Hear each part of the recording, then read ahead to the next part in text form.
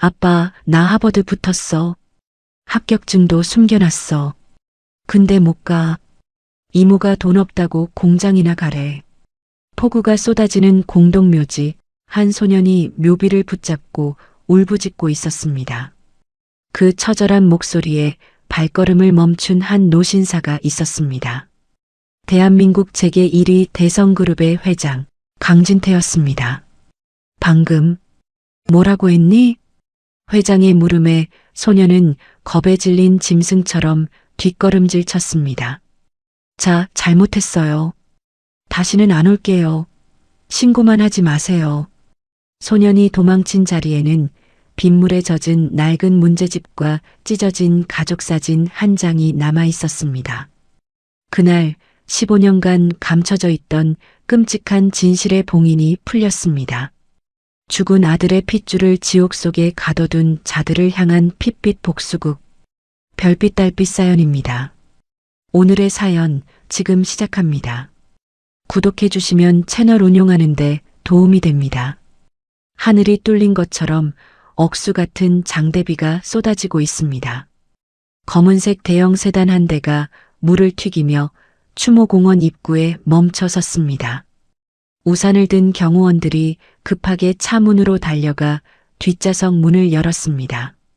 차에서 내리는 강진태의 구두는 땅에 닿자마자 진흙탕에 젖어 들어갔습니다. 강진태가 지팡이를 짚으며 무거운 숨을 내쉬었습니다. 후, 옆에서 비서실장이 다급하게 우산을 받쳐들며 말했습니다. 회장님, 비가 너무 많이 옵니다. 잠시 관리사무소에서 기다리시는 게 좋겠습니다. 강진태가 비서실장을 노려보며 지팡이로 바닥을 쿵 찍었습니다. 비켜, 내 아들 보러 가는 길이다.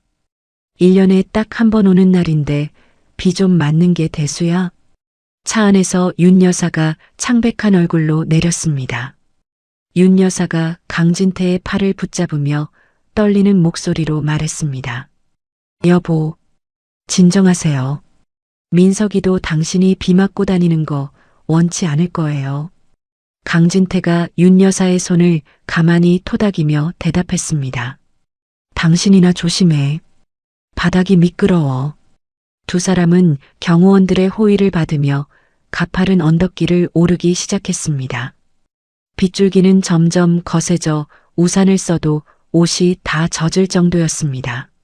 15년 전 세상을 떠난 막내 아들 강민석의 묘소는 공원 가장 위쪽 VIP 구역에 있었습니다. 숨이 턱끝까지 차올랐지만 강진태는 한 번도 쉬지 않고 걸음을 재촉했습니다. 묘소 근처에 다다랐을 때였습니다. 빗소리 사이로 누군가의 흐느끼는 소리가 들려왔습니다. 흑, 흐흑. 윤 여사가 걸음을 멈추고 강진태를 쳐다보며 물었습니다. 여보, 무슨 소리 안 들려요? 누가 울고 있는 것 같아요. 강진태가 미간을 찌푸리며 귀를 기울였습니다. 잘못 들은 거겠지. 이런 날씨에 누가 있겠어. 그때였습니다. 바람이 휙 불며 빗소리가 잦아든 틈을 타 소년의 목소리가 또렷하게 들려왔습니다. 아빠, 나왔어. 강진태와 윤 여사의 눈이 동시에 커졌습니다. 두 사람은 홀린 듯 소리가 나는 쪽으로 발걸음을 옮겼습니다. 강민석의 묘비 앞에 우산도 쓰지 않은 채 비를 맞고 있는 왜소한 소년의 뒷모습이 보였습니다. 물이 다 빠진 싸구려 청바지의 뒤축이 꺾인 낡은 운동화를 신은 소년이었습니다. 강진태가 손을 들어 경호원들에게 멈추라는 신호를 보냈습니다. 소년은 묘비를 차가운 손으로 쓰다듬으며 혼잣말을 하고 있었습니다. 아빠, 나 약속 지켰어. 이번에 하버드 합격했어. 진짜야. 윤 여사가 입을 틀어막으며 비틀거렸습니다.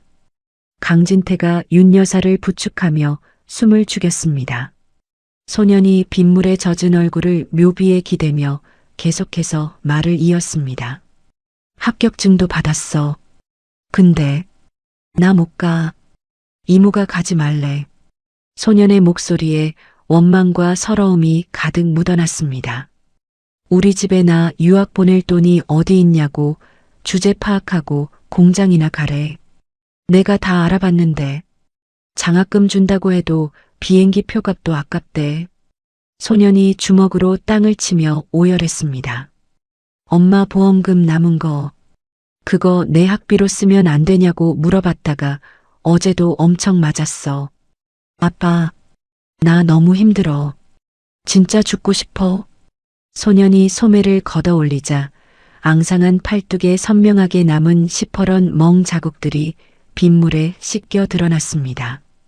윤 여사가 참지 못하고 신음소리를 내뱉었습니다.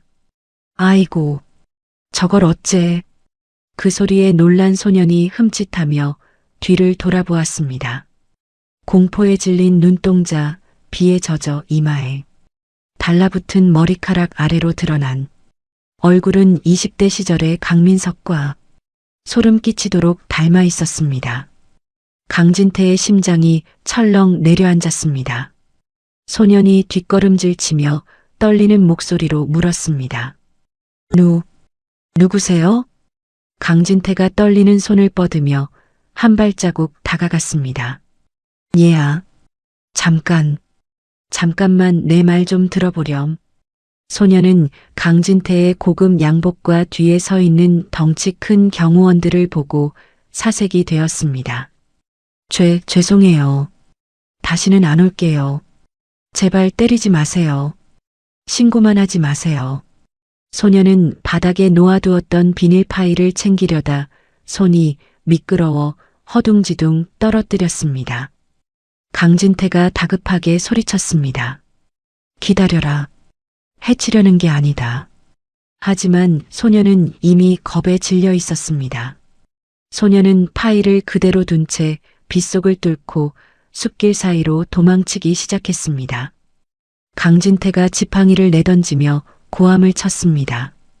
뭐하고 있어? 잡아. 당장 저 아이 잡아오란 말이야. 경호원들이 튀어나갔지만 숲은 어두웠고 빗줄기는 너무 거세었습니다. 지리에 익숙한 듯 소년은 순식간에 시야에서 사라졌습니다.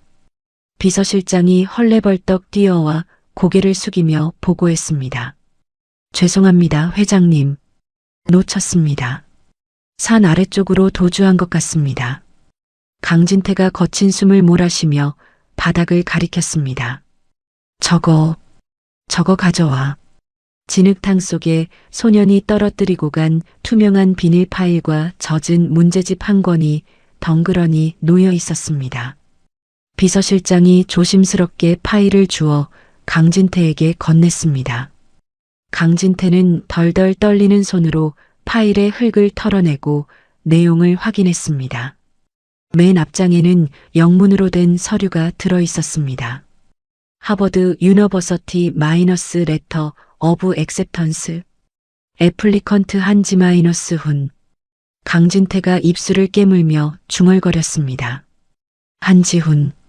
한지훈. 강진태가 서류를 넘기자 그 뒤에 숨겨져 있던 낡고 빛바랜 사진 한 장이 나왔습니다. 강진태의 눈동자가 심하게 흔들렸습니다. 사진 속에는 젊은 시절의 강민석이 갓난아기를 품에 안고 환하게 웃고 있었습니다. 세상에 단 한 장밖에 없는 강진태가 아들의 지갑 속에서 훔쳐보았던 바로 그 사진이었습니다. 옆에서 사진을 본 윤 여사가 다리에 힘이 풀려 주저앉으며 통곡했습니다. 여보, 민석이에요. 우리 민석이가 맞아요. 저 아기가 우리 손자였어요. 윤 여사가 가슴을 치며 울부짖었습니다. 우리가 몰랐어요. 내 새끼 핏줄이 살아있는 줄도 모르고 저런 꼴로 살게 내버려뒀어요. 강진태는 아무 말도 하지 못하고 사진을 꽉 움켜쥐었습니다. 사진 위로 빗방울이 뚝뚝 떨어져 강민석의 얼굴을 적셨습니다. 강진태의 눈에서도 뜨거운 눈물이 흘러내렸습니다. 아들이 죽던 날 반대했던 결혼을 후회하며 가슴을 쳤던 기억이 되살아났습니다. 그때 며느리가 임신 중이라는 소문을 들었지만 애써 무시했던 자신의 비겁함이 뼈저리게 후회되었습니다.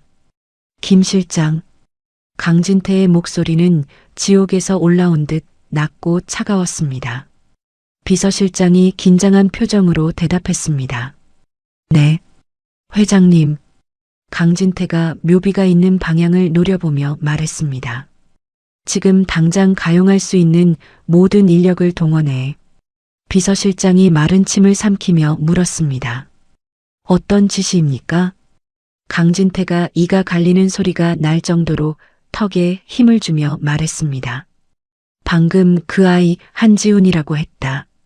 쥐새끼 한 마리 놓치지 말고 이 근방을 샅샅이 뒤져서 찾아내.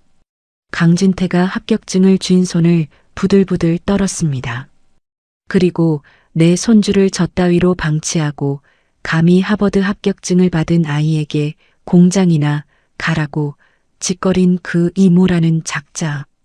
그 여자의 신상, 거주지, 재산 내역, 지난 15년 동안 어떻게 살았는지 모조리 털어와. 비서실장이 즉시 전화를 꺼내들며 대답했습니다. 알겠습니다. 바로 정보팀 가동하겠습니다. 강진태가 빗물에 젖은 문제집을 집어들었습니다.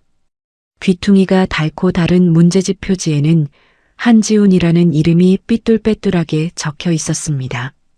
강진태가 문제집을 품에 안으며 윤 여사를 일으켜 세웠습니다. 일어나요. 여기서 이러고 있을 때가 아니야. 아이를 찾아야지. 윤 여사가 눈물 범벅이 된 얼굴로 고개를 끄덕였습니다. 그래요. 찾아야죠. 찾아서 따뜻한 밥이라도 먹여야죠. 그 마른 몸 좀 보세요. 뼈밖에 안 남았어요. 두 사람은 서로를 의지하며 다시 언덕길을 내려왔습니다. 차에 탄 강진태는 창밖으로 쏟아지는 비를 하염없이 바라보았습니다.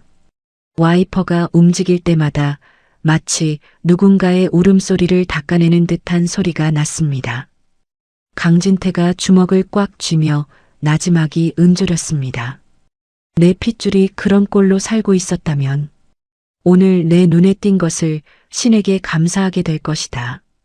하지만 만약 그 여자가 내 손자에게 털끝만큼이라도 해를 입혔다면 강진태의 눈빛이 번뜩였습니다. 그것은 기업 총수의 눈이 아니었습니다. 새끼를 잃고 분노에 찬 맹수의 눈이었습니다. 살아서 지옥을 보게 만들어주마. 차는 미끄러지듯 추모공원을 빠져나갔습니다. 폭풍우가 몰아치는 하늘 아래 거대한 복수의 서막이 오르고 있었습니다. 서울 변두리의 낡은 다세대 주택 반지하. 현관문을 열자마자 곰팡이 냄새와 습기가 뒤섞인 눅눅한 공기가 훅 끼쳐왔습니다. 지우는 흠뻑 젖은 운동화를 벗어 한쪽 구석에 조심스레 놓았습니다. 최대한 소리를 내지 않으려 했지만 낡은 문이 삐걱거리는 소리는 피할 수 없었습니다. 거실 겸 부엌 한가운데 먹다 남은 배달 음식 용기들이 어지럽게 널려 있는 상 앞에 최미정이 앉아 있었습니다. 그녀는 TV 화면에서 눈을 떼지 않은 채 씹고 있던 닭뼈를 바닥에 퇴하고 뱉어냈습니다. 아, 한지훈. 지훈이 어깨를 움츠리며 고개를 숙였습니다. 네, 이모. 다녀왔습니다. 최미정이 들고 있던 맥주캔을 바닥에 쾅 내려놓으며 소리쳤습니다. 지금이 몇 시인데 이제 기어들어와. 내가 비 오는 날엔 무릎 쑤시니까 빨래 걷어놓으라고 했어, 안 했어. 지훈이 기어들어가는 목소리로 대답했습니다. 죄송해요. 버스가 끊겨서 걸어오느라. 최미정이 자리를 박차고 일어나 젖은 옷을 입고 있는 지훈의 머리채를 휘어잡았습니다. 어른이 묻는데 말대꾸야. 이 싸가지 없는 새끼가 밥 먹여주고 재워주니까 아주 상전이지. 지훈이 비명조차 지르지 못하고 바닥으로 내동댕이 쳐졌습니다. 익숙한 폭력이었습니다. 지훈은 본능적으로 머리와 손을 감싸 쥐었습니다. 머리는 공부를 해야 해서 손은 펜을 잡아야 해서 다치면 안 되기 때문이었습니다. 최미정이 지훈의 젖은 주머니를 거칠게 뒤졌습니다. 너 또 거기 갔다 왔지. 내 엄마랑 그놈 죽은 묘지. 지훈이 바닥에 엎드린 채 아무 말도 하지 않자 최미정의 손길이 더 거칠어졌습니다. 최미정의 손에 꼬깃꼬깃해진 종이 뭉치가 잡혔습니다. 아까 묘지에서 원본은 잃어버렸지만 혹시 몰라 주머니에 넣어두었던 하버드 합격증의 사본이었습니다. 최미정이 젖은 종이를 펼쳐보더니 코웃음을 쳤습니다. 하버드. 푸아하. 아. 지나가던 개가 웃겠다. 네가 여기가 어디라고 가. 지훈이 최미정의 바짓가랑이를 잡고 애원했습니다. 이모. 장학금 나온대요. 전액 장학금이요. 비행기 값만 있으면 갈 수 있어요. 최미정이 종이를 눈앞에서 북북 찢어 허공에 날렸습니다. 하얀 종이 조각들이 눈처럼 바닥에 흩어졌습니다. 꿈 깨라. 내 주제에 무슨 유학이야. 당장 다음 달부터 공장 나가. 김 사장이 자리 비워놨대. 월급은 내 통장으로 들어올 거니까 딴 생각 말고. 지훈의 눈동자가 흔들렸습니다. 그것은 지난 3년 밤잠을 줄여가며 피를 토하듯 공부한 결과였습니다. 지훈이 찢어진 종이 조각을 주우며 울먹였습니다. 이모, 제발이요. 이번만 도와주세요. 엄마 보험금 남은 거 있잖아요. 그거 빌려주시면 제가 나중에 성공해서 10배로 갚을게요. 그 말이 최미정의 영린을 건드렸습니다. 최미정이 발로 지훈의 어깨를 걷어찼습니다. 갚긴 뭘 갚아? 내 엄마가 병원비로 까먹은 돈이 얼만데.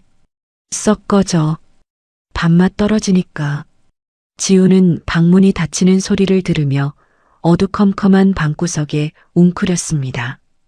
바닥에 떨어진 자신의 눈물 때문에 찢어진 합격증의 글씨가 번져 알아볼 수 없게 되었습니다. 소년의 어깨가 절망으로 들썩였습니다. 같은 시각 강진태의 롤스로이스는 서울 시내를 향해 미끄러지듯 달리고 있었습니다. 차 안의 공기는 밖의 폭우보다 더 차갑게 얼어붙어 있었습니다.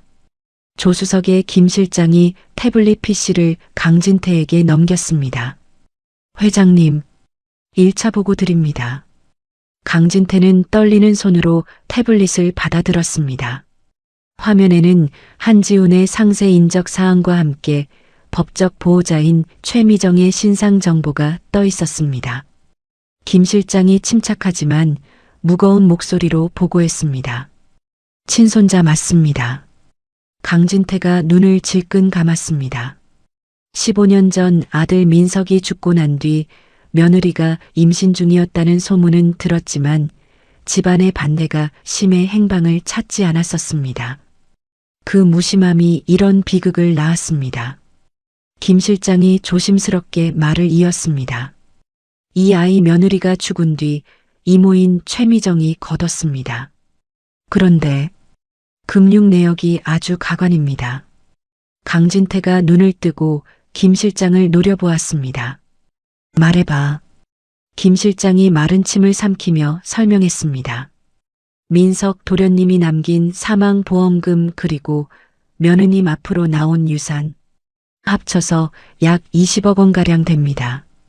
전액 최미정이 관리했습니다. 강진태의 눈썹이 꿈틀거렸습니다. 그 돈 다 어디 갔어? 애꼴이 왜 그 모양이야? 김 실장이 한숨을 내쉬며 대답했습니다. 지난 10년 동안 강남의 호스트바, 불법 도박 그리고 명품 쇼핑으로 탕진했습니다. 현재 남은 잔고는 거의 바닥입니다. 강진태의 손에서 태블릿이 우지끈 소리를 내며 금이 갔습니다. 옆에 앉아있던 윤 여사가 아이고 하며 가슴을 치며 흐느꼈습니다. 김 실장이 더 충격적인 내용을 보고했습니다. 더 기가 막힌 건 신탁 자금 조항입니다. 며느님이 남긴 유언장에 지훈이 만 19세 성인이 될 때까지 생존해 있어야 남은 신탁 자금 50억이 관리인에게 일부 지급된다는 단서 조항이 있었습니다.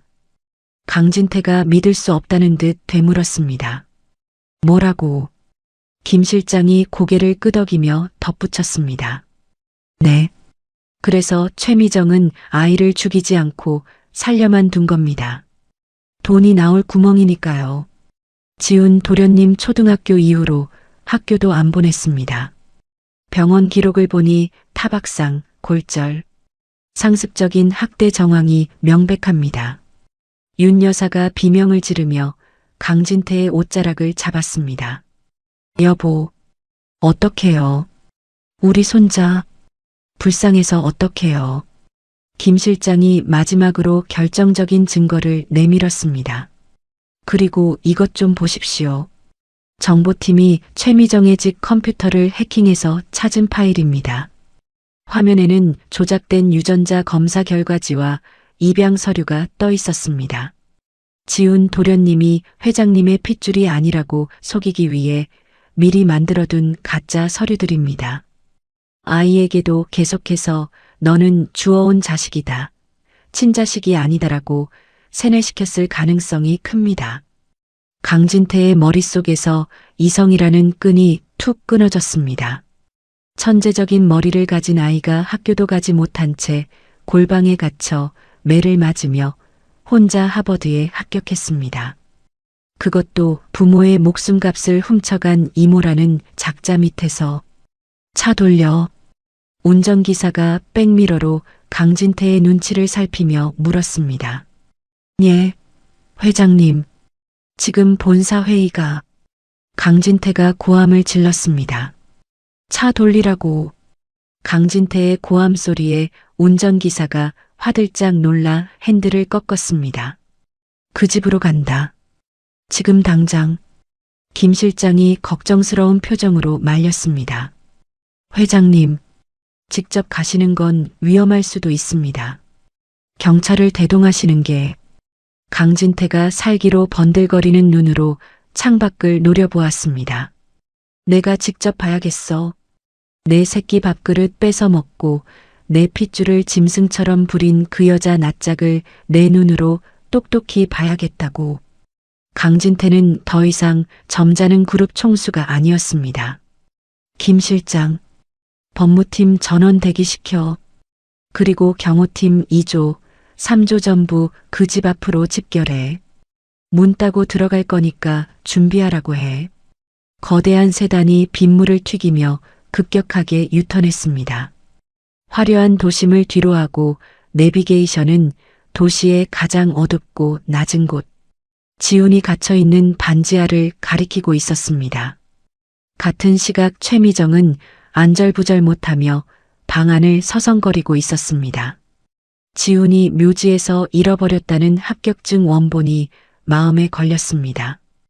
혹시라도 누군가 그걸 주워서 신고라도 한다면, 혹은 지훈이 도망쳐서 강 회장이라도 만난다면 모든 게 끝장이었습니다. 게다가 곧 지훈의 생일이 다가오고 있었습니다. 성인이 되면 지훈이 직접 유산 상속권을 주장할 수 있게 됩니다. 안 돼. 그 돈이 어떤 돈인데. 내가 다 가질 거야. 최미정이 결심한 듯 휴대폰을 꺼내 어디론가 전화를 걸었습니다. 여보세요. 김 원장님. 나예요, 최미정. 수화기 너머로 끈적한 목소리가 들려왔습니다. 아이고, 최 여사님. 웬일이십니까, 이 밤중에. 최미정이 손톱을 물어뜯으며 다급하게 말했습니다. 지난번에 말했던 거, 그거 오늘 합시다. 지금 당장. 김 원장이 당황한 듯 물었습니다. 네. 이번 수속 말씀이십니까? 서류 준비도 아직 안 됐는데.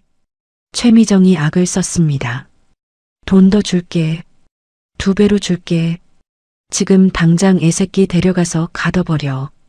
정신병자라고 하면 되잖아. 요즘 헛것 보고 헛소리 한다고. 최미정은 지훈이 있는 방문을 흘끔 쳐다보며 목소리를 낮췄습니다. 하버드니 뭐니 하면서 망상에 빠져 있어. 미친놈이야. 그러니까 평생 못 나오게 독방에 처박아둬. 전화를 끄는 최미정은 서랍에서 미리 위조해둔 진단서와 동의서를 꺼냈습니다. 그녀의 입가에 비릿한 미소가 번졌습니다. 지훈아, 이모가 널 위해서 아주 좋은 곳을 마련했어. 거기서 편하게 지내렴. 죽을 때까지. 밖에는 천둥이 치고 비바람이 몰아치고 있었습니다. 분노한 호랑이와 탐욕스러운 마녀가 한 곳을 향해 달리고 있었습니다. 폭풍우가 몰아치는 밤, 운명의 시간이 다가오고 있었습니다. 강진태의 차량 행렬이 지훈이 사는 달동네 입구에 들어섰을 때였습니다. 좁고 가파른 골목길 탓에 거대한 세단이 굉음을 내며 힘겹게 언덕을 오르고 있었습니다. 하늘에서는 구멍이라도 난 듯 폭우가 쏟아져 앞이 제대로 보이지 않을 지경이었습니다.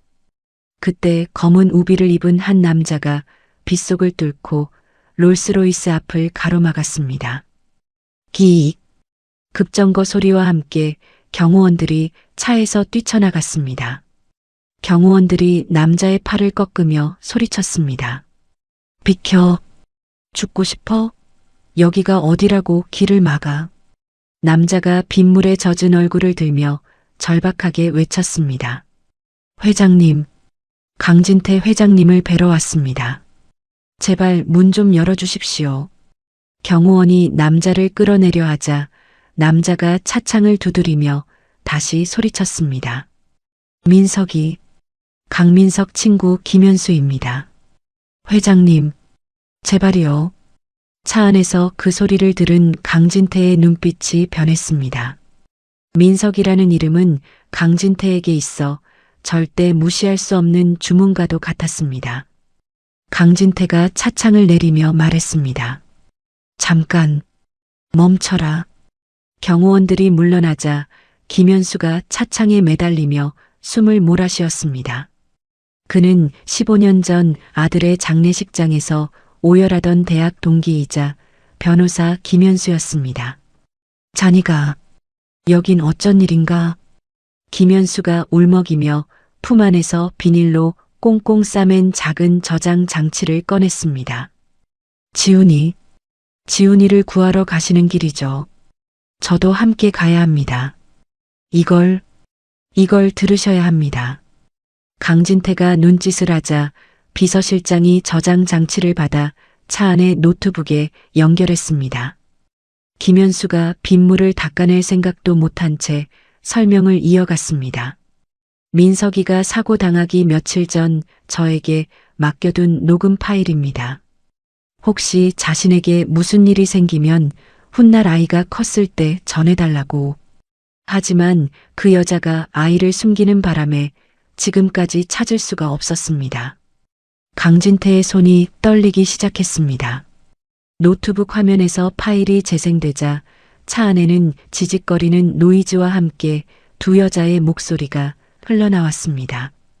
하나는 힘없이 죽어가는 지훈 친모의 목소리였고 다른 하나는 최미정의 날카로운 목소리였습니다. 언니, 그냥 죽어. 언니가 죽어야 보험금이 나와. 그래야 나도 살고 그 핏덩이도 살지. 윤 여사가 입을 틀어막으며 비명을 삼켰습니다. 미정아, 제발 119 좀. 약 먹었잖아. 조금만 참아.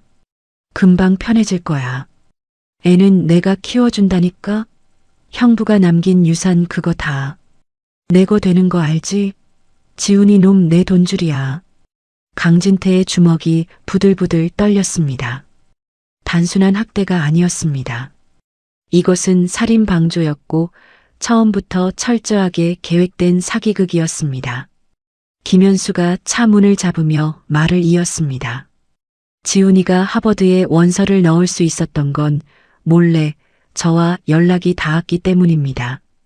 제가 추천서를 썼습니다. 녀석은 천재입니다, 회장님. 그 지옥 같은 곳에서 살아남으려고 할아버지 앞에 당당히 서려고 목숨 걸고 공부했습니다. 김현수의 눈이 공포로 커졌습니다. 그런데 오늘 밤 그 여자가 지훈이를 처리한다고 했습니다. 사설 구급차를 불렀어요. 정신병원에 강제 입원시켜서 평생 못 나오게 하겠다고. 강진태의 눈동자에 핏발이 섰습니다. 강진태가 운전기사의 어깨를 짚으며 고함을 질렀습니다. 밟아. 당장 밟아. 차가 못 가면 밀고서라도 올라가. 롤스로이스가 엔진 소리를 높이며 좁은 골목길을 향해 돌진했습니다. 같은 시각 지훈의 집 현관문이 부서질 듯 두드려졌습니다. 쾅, 쾅, 쾅. 방구석에 웅크리고 있던 지훈이 공포에 질린 눈으로 현관을 바라보았습니다. 밖에서 낯선 남자의 목소리가 들려왔습니다. 문 열어. 신고받고 왔습니다. 최미정이 기다렸다는 듯 비릿한 미소를 지으며 문을 열어주었습니다. 구급대원 복장을 한 건장한 사내 2명이 들이닥쳤습니다. 그들의 눈빛은 사람을 구하는 대원이 아니라 사냥감을 노리는 맹수 같았습니다. 지훈이 뒷걸음질치며 물었습니다. 이모, 누구세요? 왜 그래요?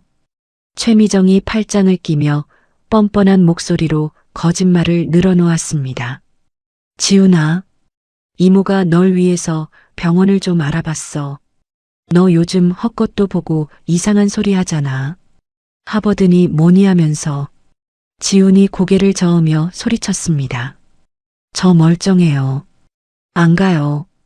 이거 나요. 지훈이 도망치려 했지만 사내들은 익숙한 솜씨로 지훈의 팔을 꺾고 침대에 밀착시켰습니다. 사내 중 한 명이 낮게 으르렁거렸습니다. 환자분, 진정하세요. 보호자 동의 받았습니다. 얌전히 따라오세요.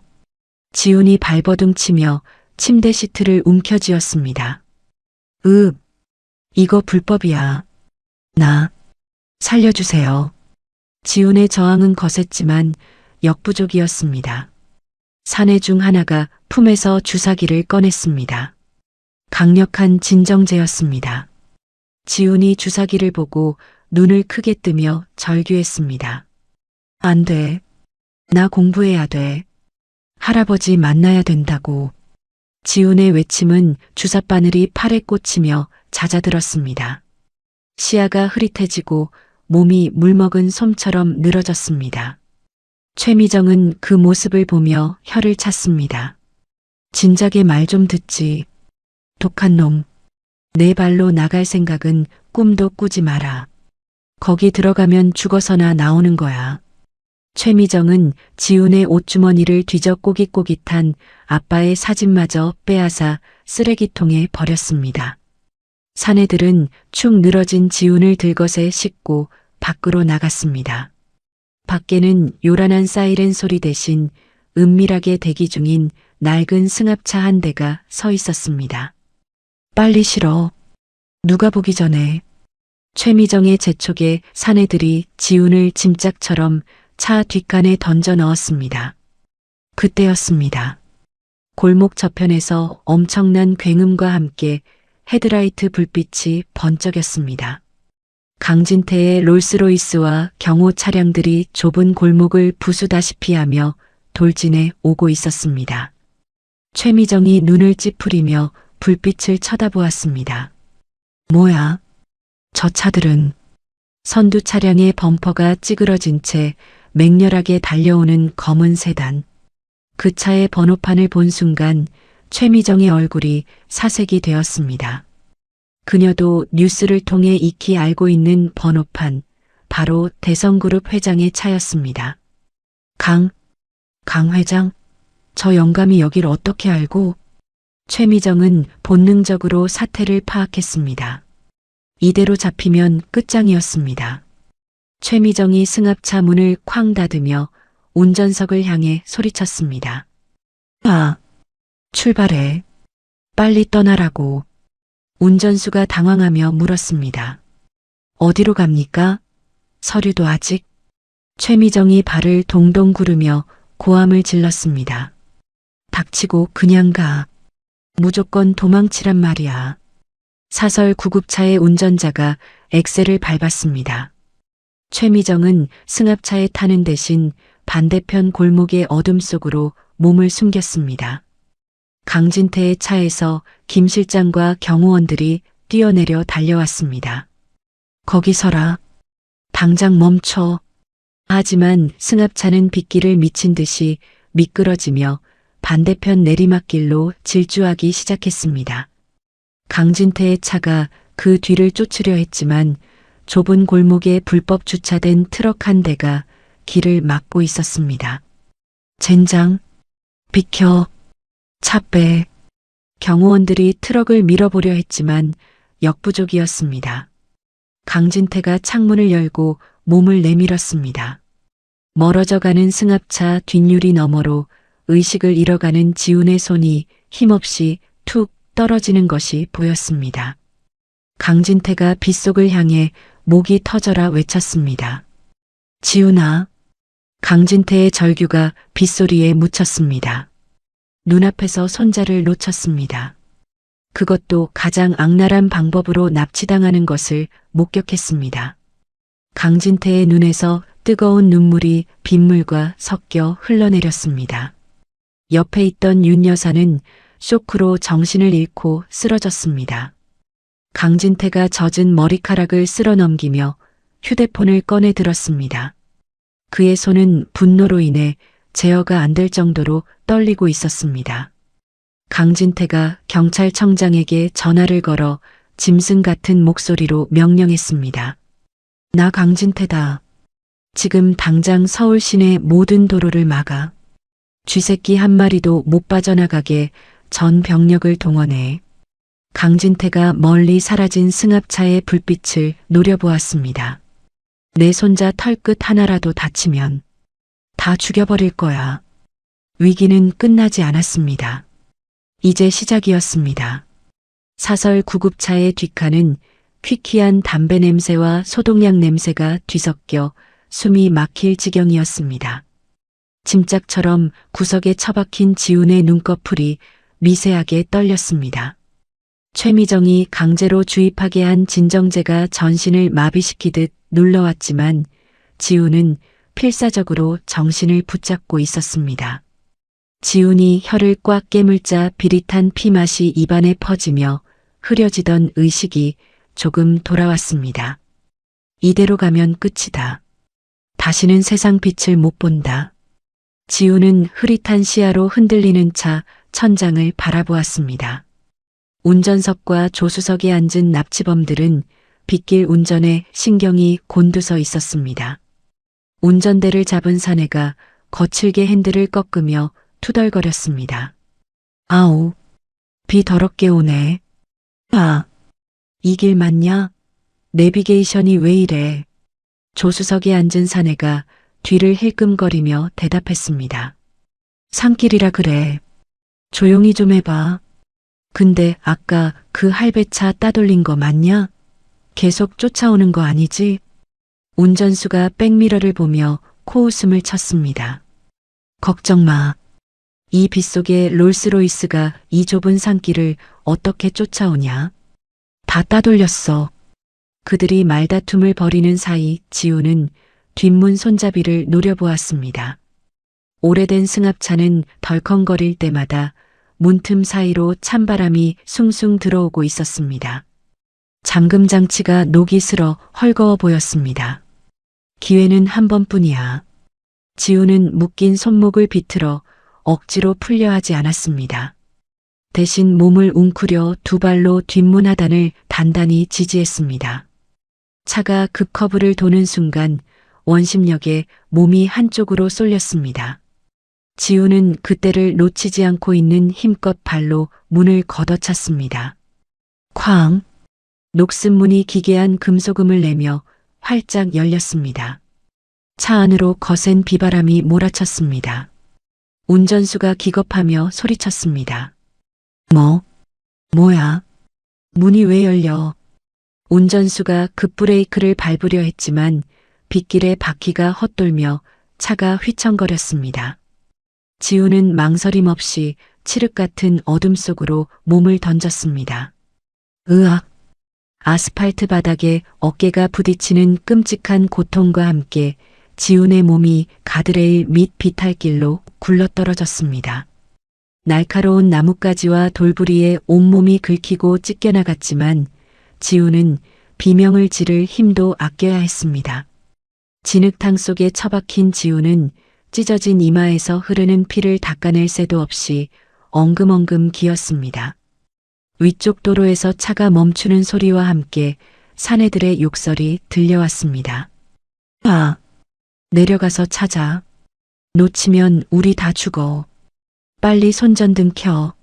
사내들의 손전등 불빛이 빗줄기를 가르며 숲속을 훑기 시작했습니다. 지훈은 본능적으로 불빛을 피해 더 깊은 숲, 더 아래쪽 도로를 향해 몸을 끌었습니다. 다리가 부러진 듯 감각이 없었지만 살아야 한다는 일념 하나가 그를 움직이게 했습니다. 아빠, 도와줘. 나 여기서 죽기 싫어. 할아버지 만나야 해. 진흙범벅이 된 손이 젖은 풀을 움켜쥐었습니다. 저 멀리 아래쪽 도로에서 희미한 자동차 불빛이 보였습니다. 지훈은 마지막 남은 힘을 짜내 비탈을 미끄러져 내려갔습니다. 같은 시각 강진태의 차량 행렬은 놓친 승합차를 찾기 위해 산 아래 국도를 샅샅이 훑고 있었습니다. 조수석의 김 실장이 난감한 표정으로 뒤를 돌아보았습니다. 회장님, 이 근방은 샛길이 너무 많아서 찾기가 쉽지 않습니다. 경찰 쪽에선 아직 소식이. 강진태가 창밖을 내다보며 표효했습니다. 닥치고 찾아. 내 손자가 이 빗속 어딘가에 있다고. 못 찾으면 우리 다 여기서 죽는 거야. 강진태의 눈은 붉게 충혈되어 있었습니다. 그때 선두에 서 있던 경호 차량이 급정거하며 붉은 브레이크 등을 켰습니다. 기익. 강진태의 차도 덩달아 멈췄습니다. 강진태가 앞좌석을 치며 소리쳤습니다. 뭐야? 무슨 일이야? 앞차의 경호팀장이 무전기에 대고 급박하게 외쳤습니다. 회장님, 전방 도로변에 사람이 쓰러져 있습니다. 아이 같습니다. 강진태의 심장이 멎는 듯 했습니다. 그는 우산을 챙길 겨를도 없이 차 문을 열고 빗속으로 뛰쳐나갔습니다. 헤드라이트 불빛이 비추는 젖은 아스팔트 위 흙투성이가 된 채 웅크리고 있는 작은 체구가 보였습니다. 강진태가 덜덜 떨리는 다리로 다가가 아이의 몸을 뒤집었습니다. 흙탕물로 범벅이 된 얼굴, 찢어진 이마에서 피가 흐르고 있었습니다. 강진태의 시선이 아이의 앙상한 목에 걸려있는 은빛 물체에 고정되었습니다. 반쪽짜리 하트 모양의 펜던트였습니다.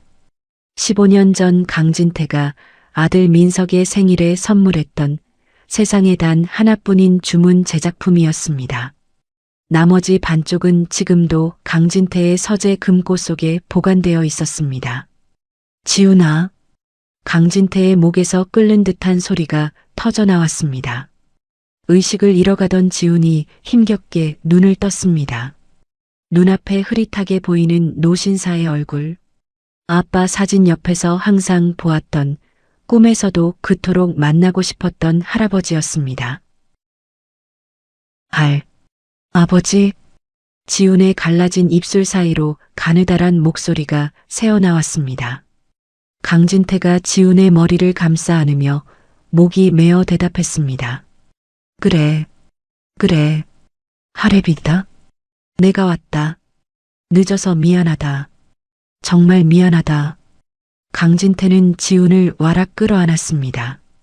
값비싼 이태리 양복이 진흙으로 더러워지는 건 안중에도 없었습니다. 차가운 빗속에서 지훈의 몸은 불덩이처럼 뜨거웠습니다. 뒤따라 내린 윤 여사가 지훈의 앙상한 다리를 보고 비명을 지르며 주저앉았습니다. 아이고, 내 새끼. 다리가 왜 이래. 지훈은 헛소리를 중얼거리며 강진태의 옷자락을 꽉 쥐었습니다. 이거 나 공부해야 돼. 이모가 하버드 못 가게 해. 때리지 마세요. 지훈의 소나기 힘이 얼마나 간절한지 느껴져 강진태는 억장이 무너져 내렸습니다. 강진태가 지훈의 귓가에 대고 단호하게 속삭였습니다. 아무도 너 못 건드린다. 이제 아무도 널 막을 수 없어. 내가 다 죽여버릴 테니까. 강진태는 지훈을 번쩍 안아 올렸습니다. 노인의 어디서 그런 힘이 나왔는지 모를 괴력이었습니다. 강진태가 경호원들을 향해 사자후를 토해냈습니다. 병원으로 간다. 제일 빠른 길로 뚫어. 경찰차 불러서 에스코트 하라고 해. 강진태의 호령에 경호원들이 일사불란하게 움직였습니다. 지훈은 따뜻한 가죽 시트 위에 눕혀졌습니다. 윤 여사가 떨리는 손으로 담요를 덮어주며 지훈의 얼굴에 묻은 흙을 수건으로 닦아냈습니다. 지훈아, 알미다.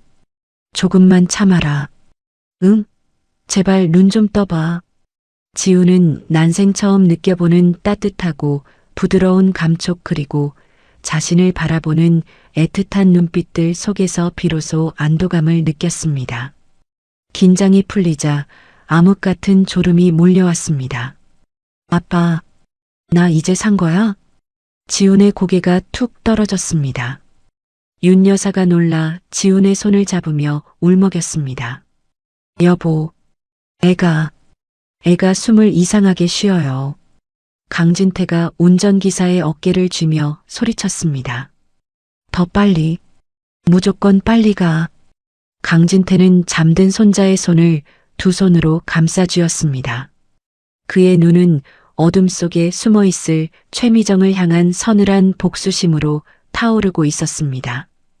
빗줄기는 조금씩 잦아들고 있었고 구름 사이로 희미한 달빛이 롤스로이스의 보닛 위를 비추기 시작했습니다.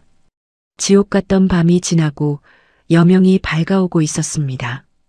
강진태가 지훈의 손등에 입을 맞추며 맹세했습니다. 이제부터는 할아버지가 널 지킬게. 세상 그 누구도 널 건드리지 못하게 할 거야. 반드시. 차가운 밤 공기를 가르며 대성그룹의 차량 행렬이 병원을 향해 질주했습니다. 그것은 단순한 이동이 아니었습니다. 가장 소중한 보물을 지키기 위한 필사적인 탈출이었습니다. 한 달 후 서울 시내의 한 특급 호텔 그랜드 볼룸. 대성그룹 창립 50주년 기념 행사가 열리는 연회장은 대한민국 정재계 인사들과 수많은 취재진으로 발 디딜 틈이 없었습니다. 천장에 매달린 거대한 크리스털 샹들리에가 눈부신 빛을 뿜어내고 있었습니다. 단상에 오른 강진태가 마이크를 잡았습니다. 그의 표정은 그 어느 때보다 자신감에 차 있었습니다. 귀한 발걸음 해주신 내외 귀빈 여러분 감사합니다. 좌중의 시선이 강진태에게 집중되었습니다. 강진태가 잠시 숨을 고르더니 힘있는 목소리로 말을 이었습니다. 오늘 저는 우리 대성그룹의 새로운 50년을 이끌어갈 미래를 소개하려 합니다. 지난 15년 동안 잃어버렸던 제 심장, 제 유일한 핏줄입니다. 장내가 술렁이기 시작했습니다. 강진태가 손짓하자 무대 뒤편에 거대한 문이 열리며 스포트라이트가 한 곳을 비췄다. 제 친손자 강지훈 군입니다. 우레와 같은 박수 소리와 함께 말끔한 네이비색 수트를 입은 청년이 걸어 나왔습니다. 한 달 전 휠체어에 실려 병원으로 들어갈 때와는 딴판이었습니다. 영양실조로 헬쑥했던 볼에는 제법 살이 올랐고 늘 주눅들어 굽어있던 어깨는 당당하게 펴져 있었습니다. 학대받던 소년의 모습은 온데간데없고 기품 있는 재벌과 자제의 아우라가 뿜어져 나왔습니다. 카메라 플래시가 번개처럼 터졌습니다. 지훈은 잠시 눈부신 조명에 눈을 깜빡였지만 이내 맨 앞줄에서 인자하게 웃고 있는 윤 여사를 보며 안정을 되찾았습니다. 지훈이 단상에 올라 마이크를 잡았습니다. 안녕하십니까? 강지훈입니다. 지훈의 목소리는 떨리지만 단단했습니다. 저는 불과 한 달 전까지만 해도 곰팡이 핀 반지하 방에서 문제집을 풀던 아이였습니다. 누군가는 저에게 주제 파악하고 공장이나 가라고 했습니다. 장내가 찬물을 끼얹은 듯 조용해졌습니다. 지훈이 객석을 천천히 둘러보며 말을 이었습니다. 하지만 저는 포기하지 않았습니다. 하늘에 계신 아버지와의 약속을 지키기 위해서였습니다. 월반을 거듭하며 검정고시를 치렀고 마침내 하버드 예비과정에 수석으로 합격했습니다. 지훈이 품에서 합격증을 꺼내 보이자 객석에서는 탄성이 터져 나왔습니다. 그것은 재벌가의 배경으로 얻어낸 것이 아니라 오롯이 소년의 피땀으로 일궈낸 승리의 증표였습니다. 오늘 이 자리에 설 수 있게 저를 지옥에서 꺼내주신 할아버지 할머니께 이 영광을 돌립니다. 강진태가 눈시울을 붉히며 다가와 손자의 어깨를 꽉 감싸 안았습니다. 가장 비참했던 과거가 가장 빛나는 훈장이 되는 순간이었습니다. 박수 소리가 연회장을 가득 채울 무렵이었습니다. 연회장 입구 쪽에서 날카로운 고함 소리가 들려왔습니다. 비켜. 내가 누군 줄 알아? 저 아이 법적 보호자야. 이모라고. 사람들이 웅성거리며 입구 쪽으로 시선을 돌렸습니다. 최미정이었습니다. 한 달간의 도피 생활로 머리는 헝클어지고 행색은 초라하기 그지없었습니다. 그녀는 경호원들을 밀치며 악을 썼습니다. 아, 한지훈. 네가 감히 날 배신해? 내가 너를 어떻게 키웠는데. 은혜도 모르는 놈. 경호원들이 그녀를 막으려 하자 강진태가 손을 들어 제지했습니다. 이 모든 것은 강진태가 설계한 덫이었습니다. 강진태는 일부러 보안을 느슨하게 하여 숨어 지내던 최미정이 제 발로 찾아오게 만들었습니다. 경호원들이 길을 터주자 최미정이 씩씩거리며 단상 앞까지 걸어왔습니다. 그녀는 수많은 카메라 앞에서도 아랑곳하지 않고 지훈을 향해 삿대질을 했습니다. 너 강 회장 만났다고 유세 떠냐? 내 엄마 죽고 내가 너 먹여주고 재워줬어. 근데 나한테 연락 한 통 없이 도망을 가? 배은망덕한 놈. 우아했던 파티장은 순식간에 아수라장이 되었습니다. 사람들은 경악하며 수군거렸습니다. 저 여자 뭐야? 미친 거 아니야? 지훈군 이모라는데?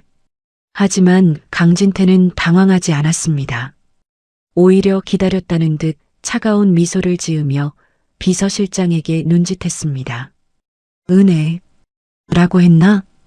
강진태의 낮고 굵은 목소리가 마이크를 타고 울려 퍼졌습니다. 저 여자가 내 손자를 지난 15년 동안 어떻게 키웠는지 여기 계신 모든 분들께 똑똑히 보여드리죠. 강진태가 손가락을 튕기자 지훈의 뒤에 있던 초대형 LED 스크린의 화면이 바뀌었습니다. 지훈의 긍정적인 연설 영상이 사라지고 흑백의 CCTV 영상이 재생되었습니다. 충격 영상. 화면에는 지훈이 살던 곰팡이 핀 반지하 방이 나타났습니다. 최미정이 지훈을 발길질하며 소리치는 장면이 적나라하게 나왔습니다. 돈 내놔. 내 엄마 보험금 다 썼다고. 가서 돈 벌어와. 영상 속 어린 지훈이 맞으면서 비명을 지르는 소리가 스피커를 찢을 듯 울려 퍼졌습니다. 객석 곳곳에서 비난과 야유가 터져 나왔습니다. 어머 세상에. 짐승만도 못해. 저게 사람이야? 애를 저렇게 때려? 최미정의 얼굴이 사색이 되었습니다. 그녀가 뒷걸음질 치며 소리쳤습니다. 아, 아니야. 저거 조작이야. 회장이 날 모함하는 거야. 하지만 영상은 거기서 끝나지 않았습니다. 김현수 변호사가 제공한 녹취록이 자막과 함께 흘러나왔습니다. 언니 죽으면 보험금 다 내 거야. 형부가 남긴 유산? 지훈이 놈 성인 될 때까지 살려만 두면 그 돈 다 내가 쓸 수 있어.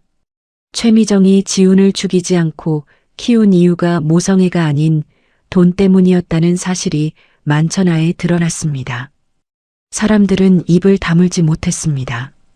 최미정은 다리에 힘이 풀려 그 자리에 주저앉고 말았습니다. 꺼. 저거 꺼. 그때 지훈이 단상에서 내려와 최미정 앞으로 천천히 걸어왔습니다. 최미정은 지훈의 서늘한 눈빛에 압도되어 숨도 제대로 쉬지 못했습니다. 예전처럼 때리거나 소리 지를 수 없었습니다. 눈앞의 소녀는 더 이상 그녀가 알던 약해 빠진 조카가 아니었습니다. 이모. 지훈이 나지막이 불렀습니다. 하버드 합격증 찢으면서 그랬지? 주제 파악하라고. 지훈이 최미정을 내려다보며 차갑게 말했습니다. 이제 알겠어? 감옥이라는 내 주제를. 지훈의 말은 사형 선고와도 같았습니다. 곧바로 대기하고 있던 정복 경찰들이 들이닥쳐 최미정의 손목에 수갑을 채웠습니다. 최미정 씨, 아동학대 특가법 위반, 횡령, 유기치사 및 살인미수 혐의로 체포합니다. 경찰이 미란다 원칙을 고지하며 최미정을 일으켜 세웠습니다. 최미정이 발버둥 치며 울부짖었습니다. 안 돼. 이거 나. 지훈아. 이모가 잘못했어. 한 번만 봐줘. 내가 너 키웠잖아. 밥 줬잖아. 지훈은 더 이상 대꾸하지 않고 고개를 돌려버렸습니다. 최미정은 질질 끌려나가면서도 끝까지 악다구니를 썼습니다. 강지훈, 네가 날 감옥에 보내고 잘 살 것 같아? 넌 저주받았어. 평생 불행할 거야. 최미정의 목소리가 연회장 문 밖으로 사라지자 장내에는 잠시 정적이 흘렀습니다. 강진태와 윤 여사가 단상 아래로 내려와 지훈의 양손을 잡았습니다. 강진태가 떨리는 목소리로 말했습니다. 잘했다. 정말 잘했어. 이제 다 끝났다. 악은 처단되었고 지훈은 완벽하게 승리했습니다. 사람들이 하나둘 박수를 치기 시작하더니 이내 우레와 같은 함성이 터져 나왔습니다. 지훈은 할아버지와 할머니의 손을 잡고 환호하는 사람들을 향해 처음으로 환한 미소를 지어 보였습니다. 윤 여사가 지훈의 볼을 쓰다듬으며 웃었습니다. 우리 강아지, 이제 꽃길만 걷자. 할미가 맛있는 거 많이 해줄게. 지훈이 고개를 끄덕이며 대답하려 했습니다. 네, 할머니, 저 이제 행복. 그 순간이었습니다. 지훈의 세상이 핑 도는 듯한 어지러움이 몰려왔습니다. 코끝에서 뜨뜻미지근한 액체가 울컥 쏟아졌습니다. 어머, 피. 지훈군 코에서 피가. 누군가의 비명소리에 강진태가 놀라 지훈을 쳐다보았습니다. 붉은 선혈이 지훈의 하얀 셔츠 위로 뚝뚝 떨어져 붉은 꽃을 피우고 있었습니다. 지훈아? 지훈이 코를 막으려 손을 들어 올렸지만 손가락 사이를 뚫고 피가 콸콸 쏟아졌습니다. 다리에 힘이 풀리며 몸이 허공으로 기울었습니다. 강진태가 비호처럼 몸을 날려 쓰러지는 지훈을 받아 안았습니다. 지훈아, 정신 차려. 왜 이래? 지훈의 눈동자가 흰자위를 보이며 뒤집혔습니다. 가장 행복해야 할 순간 지훈의 의식이 암전되며 파티장의 화려한 조명이 흐릿하게 멀어졌습니다. 바닥에 떨어진 붉은 핏방울이 대리석 바닥을 타고 번져나가고 있었습니다. 화려했던 연회장은 순식간에 비명과 공포로 가득 찬 아수라장이 되었습니다. 지훈의 코에서 쏟아진 피는 멈출 기미를 보이지 않고 흰 셔츠를 붉게 물들이고 있었습니다. 강진태가 바닥에 주저앉아 축 늘어진 지훈을 끌어안고 울부짖었습니다. 지훈아, 정신 차려라. 눈 좀 떠봐. 윤 여사가 덜덜 떨리는 손으로 지훈의 얼굴을 감싸쥐었습니다. 지훈의 얼굴은 밀랍 인형처럼 하얗게 질려 핏기가 하나도 없었습니다. 의사 불러요. 여기 의사 없어요? 우리 손자가 죽어가요. 경호원들이 다급하게 무전기에 대고 고함을 질렀습니다. 의료진 빨리 단상 앞으로 이동해. 응급 상황이다. 주변에 있던 사람들이 웅성거리며 몰려들었습니다. 어머 세상에. 저 피 좀 봐. 방금 전까지 멀쩡하게 연설했잖아. 강진태가 주변을 향해 사자우를 토해냈습니다. 비켜. 다들 비키란 말이야. 공기통학의 길터. 곧이어 대기하고 있던 구급대원들이 들것을 들고 달려왔습니다. 구급대원이 지훈의 동공을 확인하고 맥박을 짚더니 심각한 표정으로 외쳤습니다. 맥박이 너무 약합니다. 호흡도 불안정해요. 당장 이송해야 합니다. 지훈이 산소 마스크를 쓴 채 들것에 실려나갔습니다. 강진태가 피가 묻은 턱시도 차림 그대로 벌떡 일어나 구급대원을 따라 달렸습니다. 나도 간다. 대성병원으로 가. 내가 연락해 놓을 테니까. 윤 여사는 다리에 힘이 풀려 일어나지 못하고 경호원의 부축을 받아야 했습니다. 화려한 조명이 비추던 파티장 바닥에는 지훈이 쏟은 붉은 핏자국만이 선명하게 남아 비극을 증명하고 있었습니다. 사이렌 소리가 요란하게 울리며 구급차가 밤거리를 질주했습니다. 강진태는 구급차 안에서 지훈의 차가운 손을 잡고 놓지 않았습니다. 안 된다. 이럴 순 없어. 이제야 만났는데. 이제야 겨우 찾았는데. 강진태의 눈에서 굵은 눈물방울이 뚝뚝 떨어져 지훈의 손등을 적셨습니다. 신이시여. 제발 이 아이는 안 됩니다. 차라리 제 목숨을 가져가십시오. 제발이요. 대성병원 응급실 앞은 긴장감이 감돌았습니다. 병원장이 직접 의료진을 대동하고 나와 대기하고 있었습니다. 지훈이 응급실로 들어가고 수술 중 램프에 불이 들어왔습니다. 강진태는 복도 의자에 앉아 피 묻은 손을 깍지 낀 채 덜덜 떨고 있었습니다. 윤 여사는 옆에서 링거를 맞으며 하염없이 흐느꼈습니다. 여보, 우리 지훈이 살 수 있는 거죠? 그 독한 년 손에서도 살아남은 아이잖아요.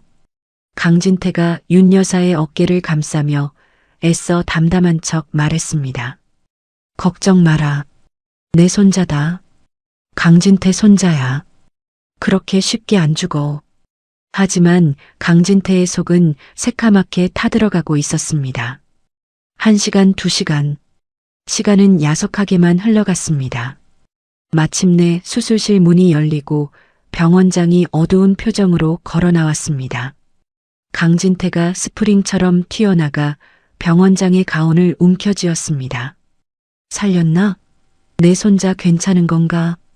병원장은 차마 강진태의 눈을 마주치지 못하고 고개를 떨궜습니다. 그의 침묵에 강진태의 가슴이 철렁 내려앉았습니다. 왜 말이 없어? 말을 해보게. 병원장이 무거운 입을 열었습니다. 죄송합니다, 회장님. 상황이 너무 안 좋습니다. 윤 여사가 비틀거리며 다가와 물었습니다. 안 좋다니요? 코피 좀 쏟은 거 아니에요? 영양실조라면서요.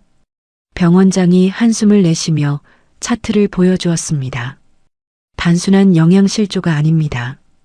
병명은 급성 독성 간부전입니다. 간 기능이 거의 정지된 상태라 해독 작용을 전혀 못하고 있습니다. 이미 뇌부종까지 진행되고 있어서 혼수 상태입니다. 강진태가 믿을 수 없다는 듯 되물었습니다. 급성 간부전? 술, 담배도 안 하는 애가 갑자기 그게 무슨 소리야. 어제 건강검진 땐 괜찮다고 했잖아. 병원장이 침통한 표정으로 설명했습니다. 혈액 정밀 검사 결과 체내에서 다량의 독성 물질이 검출되었습니다. 성분을 분석해 보니 수면제와 진통제 그리고 근육이완제가 뒤섞인 정체불명의 불법 약물입니다. 강진태의 눈동자가 흔들렸습니다. 약물?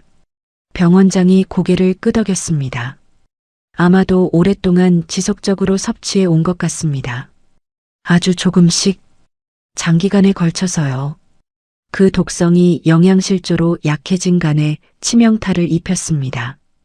그러다 최근 겪은 납치와 탈출 과정에서의 극심한 스트레스가 기폭제가 되어 간이 완전히 녹아내린 겁니다. 강진태는 망치로 머리를 얻어맞은 듯 멍해졌습니다. 최미정의 얼굴이 떠올랐습니다. 지훈아, 이모가 영양제 사왔어. 이거 먹어야 머리 좋아지는 거야. 그 여자는 지훈을 통제하기 위해 혹은 서서히 병들게 하기 위해 영양제라고 속여 독약을 먹여왔던 것입니다. 감옥에 보낸 것으로는 부족했습니다. 당장이라도 쫓아가 찢어 죽여도 시원치 않을 악마였습니다. 이 천벌을 받으련. 강진태가 이가 갈리도록 주먹을 쥐었습니다. 벽을 치며 울분을 토했습니다. 내가 너무 늦게 찾았어. 그 지옥 속에 너무 오래 뒀어. 다 내 탓이야. 윤 여사가 병원장의 손을 잡고 매달렸습니다. 선생님, 방법은요? 방법이 있을 거 아니에요. 돈은 얼마든지 있어요. 전 세계 명의를 다 데려와도 좋아요. 제발 우리 지훈이 좀 살려주세요. 병원장이 난감한 표정으로 대답했습니다. 지금 약물 치료로는 한계가 있습니다. 유일한 방법은 간이식뿐입니다. 강진태가 눈을 번쩍 떴습니다. 이식? 하면 되잖아. 내 거 떼어주게. 당장 검사해. 윤 여사도 팔을 걷어붙였습니다. 제 것도 있어요. 저는 술도 안 마셔요. 제 간 쓰세요. 하지만 병원장은 고개를 저으며 절망적인 말을 꺼냈습니다. 두 분은 안 됩니다. 회장님은 고혈압이 있으시고 사모님은 당뇨가 있으셔서 공여가 불가능합니다. 그리고 더 큰 문제는 병원장이 마른 침을 삼켰습니다. 지훈 군의 혈액형이 RH-AB형입니다. 강진태가 숨을 멈췄습니다. RH-AB형. 전 국민의 0.1%도 안 되는 극희귀 혈액형이었습니다. 죽은 아들 민석이 그 혈액형이라 수술 때 고생했던 기억이 악몽처럼 되살아났습니다. 이식 골든타임은 48시간입니다. 그 안에 혈액형이 일치하는 뇌사자나 생체 공여자를 찾지 못하면 마음의 준비를 하셔야 합니다. 강진태의 다리가 풀려 바닥에 주저앉았습니다. 대한민국 최고의 재벌, 돈으로 못할 것이 없다고 믿었던 그였지만 죽어가는 손자 앞에서는 무력한 노인일 뿐이었습니다. 48시간이라니. 그 짧은 시간에 그 귀한 혈액형을 어디서 구한단 말인가. 강진태가 비서실장을 향해 소리쳤습니다. 뭐하고 있어? 당장 전국 병원 다 뒤져. 해외도 알아봐. 중국, 일본, 미국 어디든 상관없어. RH-AB형간 찾으면 내 전 재산을 다 준다고 해. 100억? 1000억? 달라는 대로 다 줘. 비서실장이 울먹이며 대답했습니다. 이미 알아보고 있습니다, 회장님. 하지만 워낙 희귀한 혈액형이라 대기자 명단에도 없습니다. 강진태가 바닥을 치며 통곡했습니다. 하늘이시여, 어찌 제게 이런 시련을 주십니까? 이제 막 지옥에서 건져 올린 아이입니다. 아직 따뜻한 밥 한 끼 제대로 못 먹였습니다. 아직 교복도 못 입혀봤습니다. 강진태의 통곡 소리가 적막한 병원 복도를 가득 채웠습니다. 중환자실 유리창 너머로 산소호흡기에 의지한 채 누워있는 지훈은 마치 꺼져가는 촛불처럼 위태로워 보였습니다. 온몸에 연결된 튜브와 기계 장치들이 B- 규칙적인 소리를 내며 지훈의 생명을 간신히 붙들고 있었습니다. 시간은 무심하게 흘러갔습니다. 뉴스를 통해 지훈의 소식이 속보로 전해졌습니다. 비운의 재벌 3세 강지훈 군 학대 후유증으로 위독. 48시간 시한부 선고. TV 화면에는 지훈이 연설하던 당당한 모습과 대비되는 휠체어를 타고 병원으로 들어가는 과거의 모습이 교차 편집되어 나오고 있었습니다. 국민들은 안타까워하며 발을 동동 구를 뿐이었습니다. 인터넷 댓글창에는 응원의 메시지가 쏟아졌지만 현실적인 도움이 되지는 못했습니다. 밤이 깊어가고 새벽이 찾아왔습니다. 골든타임까지 남은 시간은 이제 20시간 남짓. 강진태는 뜬 눈으로 밤을 지새우며 중환자실 앞을 지켰습니다. 그의 눈은 퀭하게 들어갔고 입술은 바싹 말라 있었습니다. 그때였습니다. 조용한 병원 복도 끝 엘리베이터 쪽에서 웅성거리는 소리가 들려왔습니다. 잠시만요. 비키세요. 저희 올라가야 합니다. 경호원들이 엘리베이터 앞을 막아서며 제지하는 소리였습니다. 강진태가 힘없는 눈으로 고개를 들었습니다. 무슨 소란인가? 조용히 시키게. 비서실장이 확인하러 뛰어가더니 당황한 표정으로 돌아왔습니다. 회장님, 저게... 강진태가 지팡이를 짚고 일어섰습니다. 엘리베이터 문이 열리고 낯선 사람들이 복도로 쏟아져 들어오고 있었습니다. 허름한 작업복을 입은 중년 남성, 앞치마를 두른 아주머니, 교복을 입은 학생들, 병원과는 전혀 어울리지 않는 차림새의 사람들이 수십 명이나 몰려오고 있었습니다. 비키세요. 우리 선생님 살려야 해요. 경호원들이 당황하여 그들을 막아섰지만 사람들의 기세는 대단했습니다. 강진태가 그들을 멍하니 바라보았습니다. 선두에 선 낡은 조끼를 입은 남자가 강진태를 발견하고 큰 목소리로 외쳤습니다. 회장님 되십니까? 강진태가 떨리는 목소리로 물었습니다. 당신들은 누구요? 여긴 어쩐 일이요? 남자가 눈물을 글썽이며 대답했습니다. 우리 지훈 학생, 아니 지훈 선생님 때문에 왔습니다. 그 뒤로 수많은 사람들이 간절한 눈빛으로 강진태를 바라보고 있었습니다. 절망뿐이던 병원 복도에 예상치 못한 기운이 감돌기 시작했습니다. 강진태는 알 수 없는 예감에 심장이 거세게 뛰기 시작했습니다. 지훈이 심어놓은 작은 씨앗들이 거대한 숲이 되어 돌아오는 순간이었습니다. 병원 복도는 순식간에 시끌벅적한 시장통처럼 변했습니다. 허름한 작업복, 생선 비린내가 배어있는 앞치마, 흙 묻은 등산복 차림의 사람들이 경호원들과 대치하고 있었습니다. 그들 뒤로는 교복을 입은 학생 수십 명이 걱정스러운 표정으로 서성이고 있었습니다. 강진태가 지팡이를 짚고 그들에게 다가갔습니다. 지훈이를 아십니까? 낡은 배달 조끼를 입은 중년 남자가 헬멧을 벗으며 앞으로 나섰습니다. 그의 얼굴은 햇볕에 검게 그을려 있었고 눈가에는 주름이 가득했습니다. 회장님 되십니까? 저는 김철수라고 합니다. 저기 달동네에서 중국집 배달합니다. 김철수가 뒤에 있는 사람들을 가리키며 말을 이었습니다. 여기 있는 사람들 다 지훈 학생, 아니 지훈 선생님한테 은혜 입은 사람들입니다. 강진태가 의아한 표정으로 물었습니다. 선생님이라니요? 지훈이가요? 김철수가 눈시울을 붉히며 고개를 끄덕였습니다. 네, 달동네에 달빛 공부방이라고 있습니다. 지훈이가 거기서 3년 동안 우리 애들을 무료로 가르쳤습니다. 뒤에 있던 생선 장수 아주머니가 앞치마로 눈물을 훔치며 거들었습니다. 말도 마세요. 그 어린 학생이 어찌나 속이 깊은지. 자기는 굶으면서도 우리 애들 간식 사다 먹이고 문제집 사주고 그랬어요.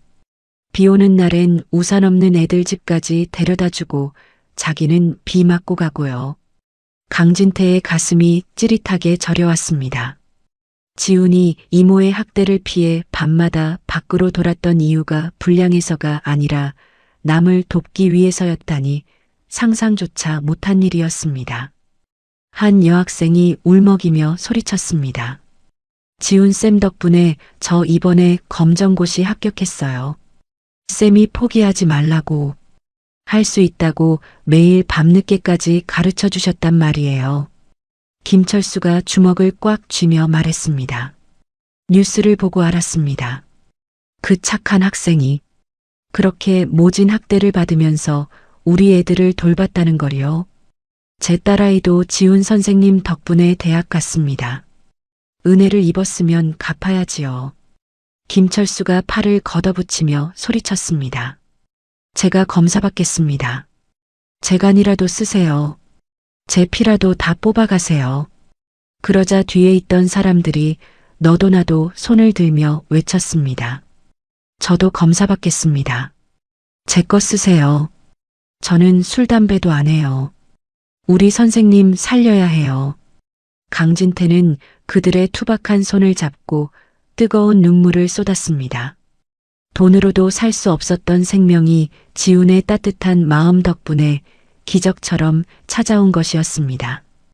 강진태가 고개를 숙이며 오열했습니다. 감사합니다. 정말 감사합니다. 제 손자가 헛살지 않았군요. 정말 감사합니다. 병원장이 다급하게 의료진에게 지시했습니다. 지금 당장 혈액형 검사 시작해.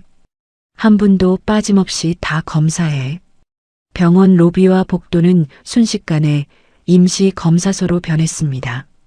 소식을 듣고 전국 각지에서 몰려온 시민들까지 합세해 병원 밖까지 긴 줄이 늘어섰습니다. 의료진이 쉴 새 없이 체열을 하고 검사 키트를 돌렸습니다.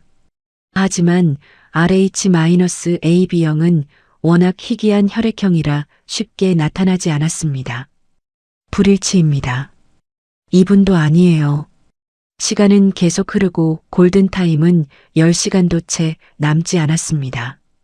강진태와 윤 여사는 초조한 마음으로 검사 과정을 지켜보았습니다.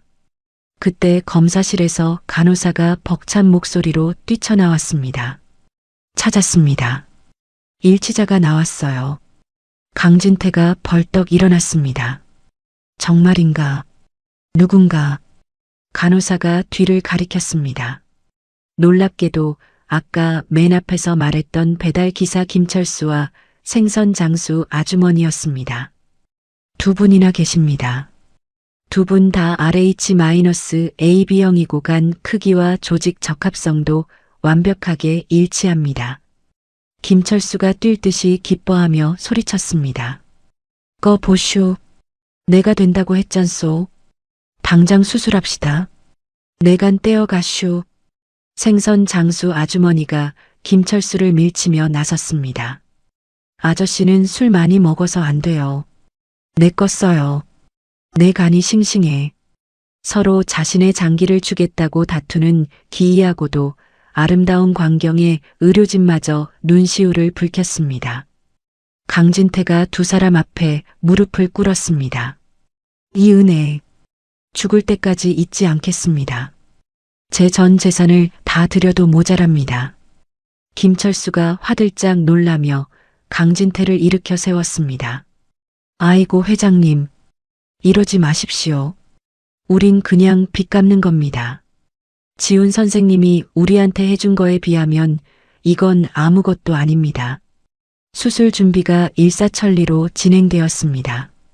최종적으로 건강 상태가 가장 양호한 김철수가 공여자로 결정되었습니다. 같은 시각 서울 구치소의 독방. 최미정은 쇠창살 너머 복도에 켜진 TV 뉴스를 멍하니 바라보고 있었습니다. 화면에는 시민들의 자발적 참여로 대성그룹 손자 수술 확정, 기적의 물결이라는 자막이 속보로 흐르고 있었습니다. 최미정의 손이 부들부들 떨렸습니다. 말도 안 돼. 저게 왜 돼? 그녀는 손톱을 물어뜯으며 중얼거렸습니다. 안 돼. 죽어야 돼. 그 새끼가 죽어야 내가 살아. 지훈이 죽어야 강 회장에게 관리 소홀 책임을 덮어씌울 핑계라도 생기고 일말의 동정론이라도 얻을 수 있었습니다. 그녀에게 지우는 끝까지 도구일 뿐이었습니다. 실패해라. 제발 실패해라. 수술하다가 죽어버려라. 저주를 퍼붓는 최미정의 등 뒤로 교도관이 다가와 혀를 찼습니다. 아이고, 저 악마 같은 여자. 조카 수술한다는데 기도라도 못할 망정 중얼거리는 꼬라지하고는 최미정이 도끼 어린 눈으로 교도관을 노려보았습니다. 뭐, 당신이 뭘 알아? 걔는 내 돈이야. 내 복권이라고. 그때 TV 화면 속 앵커가 흥분된 목소리로 소식을 전했습니다. 방금 들어온 소식입니다. 시민 영웅의 도움으로 강지훈 군의 간이식 수술이 시작되었습니다. 의료진은 수술 성공 가능성을 매우 높게 보고 있습니다. 최미정이 벌떡 일어나 쇠창살에 매달리며 고함을 질렀습니다. 으아, 안 돼. 왜 내 맘대로 살아? 왜? 최미정은 짐승처럼 울부짖으며 벽에 머리를 찧었습니다. 자신의 모든 계획이 그리고 마지막 발악마저 완전히 무너져 내리는 순간이었습니다. 거기 조용히 안 해. 징벌방 가고 싶어? 교도관들이 달려와 최미정을 제압했습니다. 최미정은 바닥에 질질 끌려가면서도 절규를 멈추지 않았습니다. 강지훈, 죽어. 제발 죽어버리란 말이야. 철커덩. 독방 문이 닫히고 그녀에게 남은 건 차가운 시멘트 바닥과 영원한 고립뿐이었습니다. 다시 병원 수술실 앞. 수술 중 램프가 붉게 타오르고 있었습니다. 장장 10시간에 걸친 대수술이 이어지고 있었습니다. 병원 로비에는 집에 가지 않은 시민들이 촛불을 켜고 앉아 지훈의 무사 귀환을 기도하고 있었습니다. 윤 여사는 묵주를 돌리며 끊임없이 기도를 올렸고 강진태는 굳게 닫힌 수술실 문만 하염없이 바라보았습니다. 민서가 내 아들 지켜다오. 제발. 새벽이 지나고 아침 해가 떠오를 무렵이었습니다. 드디어 수술 중 램프가 꺼졌습니다. 모두가 숨을 죽이고 문이 열리기만을 기다렸습니다. 이윽고 문이 열리고 집도이가 피 묻은 가운을 입은 채 걸어 나왔습니다. 그는 지쳐 보였지만 마스크 위로 드러난 눈은 웃고 있었습니다. 강진태가 비틀거리며 다가갔습니다. 선생님. 집도이가 마스크를 벗으며 환하게 웃었습니다. 회장님, 축하드립니다. 수술은 대성공입니다. 그 한마디에 팽팽했던 긴장의 끈이 끊어졌습니다. 와! 복도와 로비에서 환호성과 박수가 터져 나왔습니다. 서로를 끌어안고 우는 사람, 만세를 부르는 사람, 바닥에 주저앉아 안도하는 사람. 병원은 순식간에 축제 분위기가 되었습니다. 집도이가 말을 이었습니다. 공여해 주신 김철수 님도 아주 건강하시고요. 지훈 군도 세간이 아주 잘 자리 잡았습니다. 이제 회복만 잘하면 됩니다. 윤 여사는 다리에 힘이 풀려 주저앉으면서도 감사합니다. 감사합니다를 연발했습니다. 강진태는 떨리는 손으로 집도이의 두 손을 맞잡았습니다. 고맙습니다. 정말 고맙습니다, 선생님. 강진태가 창밖을 바라보았습니다. 지난밤의 폭풍우는 온데간데없고 눈부신 아침 햇살이 병원 창문을 뚫고 들어와 수술실 앞을 환하게 비추고 있었습니다. 그 햇살은 마치 지훈의 앞날을 축복하는 서광처럼 느껴졌습니다. 며칠 후 일반 병실. 따스한 햇살이 비치는 침대 위에서 지훈이 천천히 눈을 떴습니다. 아직 마취 기운이 남아 시야가 흐릿했지만 걱정스러운 얼굴로 자신을 내려다보는 사람들을 알아볼 수 있었습니다. 강진태, 윤 여사, 그리고 김철수 아저씨와 공부방 아이들까지. 아버지? 지훈의 갈라진 목소리에 강진태가 황급히 다가와 손을 잡았습니다. 그래, 지훈아, 나다. 알아보겠느냐? 지훈이 힘겹게 고개를 끄덕이며 희미한 미소를 지었습니다. 윤 여사가 지훈의 머리를 쓰다듬으며 눈물을 흘렸습니다. 장하다 내 새끼. 살아줘서 고맙다. 정말 고마워. 지훈의 시선이 옆 침대에 누워있는 김철수에게 향했습니다. 김철수가 링거를 꽂은 팔을 들어 엄지를 치켜 세웠습니다. 선생님, 나랑 이제 피 섞인 형제 된 거요. 건강하쇼. 지훈의 눈가에 눈물이 고였습니다. 아저씨, 감사합니다. 지훈은 살아있음을 온몸으로 느꼈습니다. 따뜻한 체온, 창밖의 햇살, 그리고 사랑하는 사람들의 숨소리. 긴 악몽이 끝났습니다. 이제 정말로 지훈의 새로운 삶이 시작되는 아침이었습니다. 강진태가 지훈의 이마에 입을 맞추며 속삭였습니다. 이제 아프지 마라. 행복할 일만 남았다. 지훈이 다시 눈을 감으며 편안한 잠에 빠져들었습니다. 그의 얼굴에는 더 이상 고통이나 두려움이 없는 평온함만이 가득했습니다. 1년이라는 시간이 화살처럼 빠르게 지나갔습니다. 인천국제공항 출국장은 수많은 인파로 북적이고 있었습니다. 유리창 너머로 눈부신 햇살이 쏟아져 들어와 바닥을 황금빛으로 물들이고 있었습니다. 자동문이 열리고 말끔한 캐주얼 정장 차림의 청년이 트롤리를 밀며 나타났습니다. 지훈이었습니다. 1년 전 휠체어에 실려 병원 복도를 오가던 창백하고 앙상했던 소년의 모습은 이제 어디서도 찾아볼 수 없었습니다. 잘 먹고 운동한 덕분에 어깨는 떡 벌어졌고 볼에는 건강한 혈색이 돌았습니다.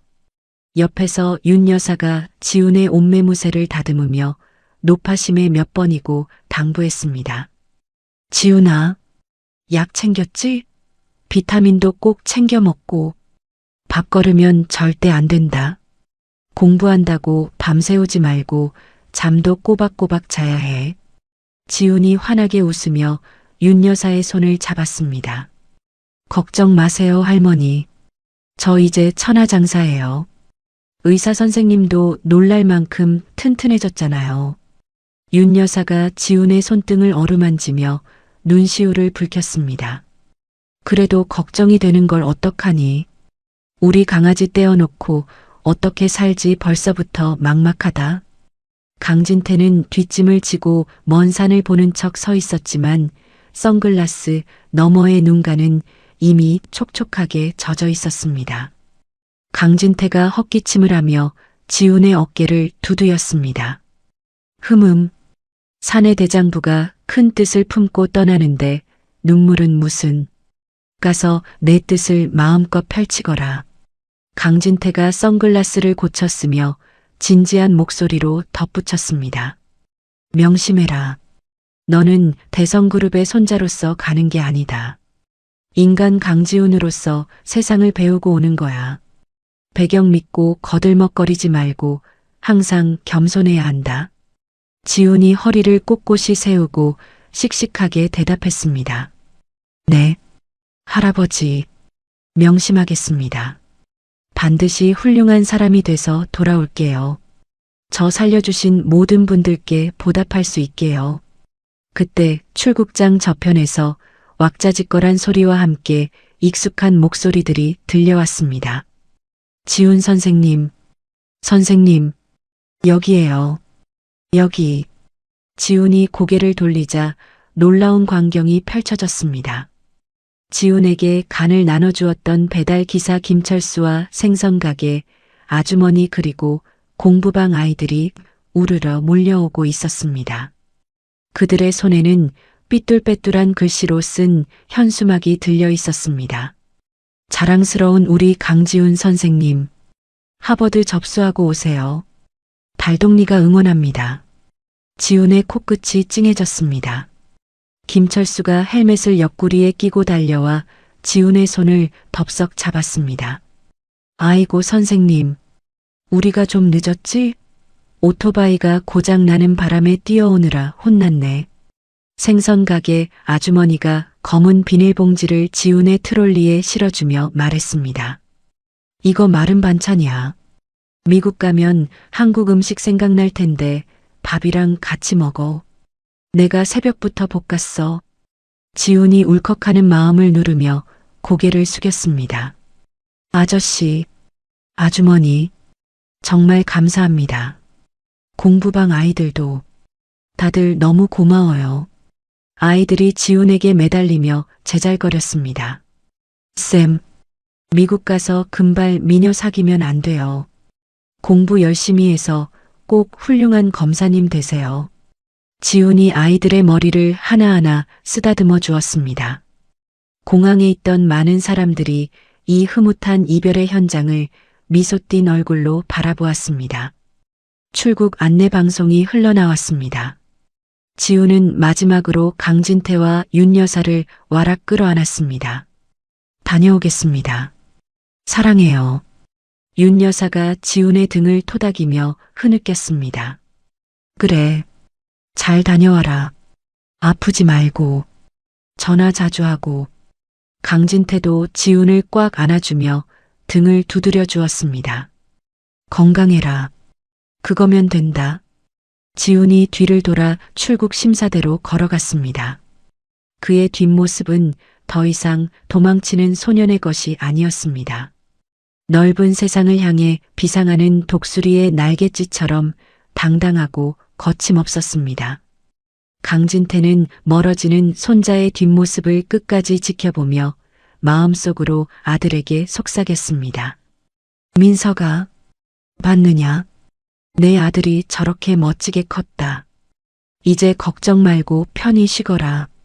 지훈이 게이트 안으로 사라질 때까지 사람들은 자리를 뜨지 않고 손을 흔들었습니다. 시간은 흐르는 강물처럼 멈추지 않고 흘러갔습니다. 어느덧 6년이라는 세월이 지났습니다. 초여름의 싱그러운 바람이 부는 추모공원. 6년 전 그날처럼 비가 오는 대신 따사로운 햇살과 살랑이는 바람이 불어오는 날이었습니다. 공원 입구로 검은색 관용차 한 대가 미끄러지듯 들어와 멈췄습니다. 운전기사가 문을 열자 늠름한 청년이 차에서 내렸습니다. 지훈이었습니다. 검은색 법복 대신 단정한 수트를 입은 그의 가슴에는 황금색 대한민국 검사 배지가 반짝이고 있었습니다. 하버드 로스쿨을 수석으로 졸업하고 미국 변호사 자격을 취득한 뒤 귀국하여 사법시험까지 단번에 패스한 괴물 검사 강지훈이 되어 돌아온 것입니다. 후, 지훈은 옷매무새를 다듬고 익숙한 발걸음으로 언덕을 올랐습니다. 그의 손에는 하얀 국화꽃 다발과 서류 봉투 하나가 들려 있었습니다. 언덕 위 묘소에는 이미 누군가 와 있었습니다. 백발이 성성해졌지만 여전히 정정한 강진태와 윤 여사였습니다. 강진태의 손에는 최고급 위스키 한 병이 들려 있었습니다. 아빠, 저 왔어요. 지훈의 목소리에 두 노인이 뒤를 돌아보았습니다. 윤 여사가 환한 미소를 지으며 손을 흔들었습니다. 우리 손자 왔니? 오늘따라 더 훤칠하구나. 강진태가 지훈의 가슴에 달린 검사 배지를 보며 흐뭇하게 웃었습니다. 녀석, 우리보다 먼저 와 있으려고 했는데 한 발 늦었구나. 차가 많이 막히더냐? 지훈이 묘비 앞에 꽃다발을 내려놓으며 대답했습니다. 아니요. 오는 길에 잠깐 법원에 들르느라 늦었어요.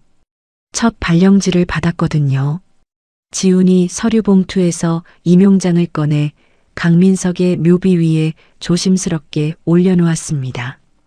묘비에는 사랑하는 아들 강민석 여기 잠들다라는 글귀가 새겨져 있었습니다. 아빠, 보고 싶었어요. 많이 늦었죠?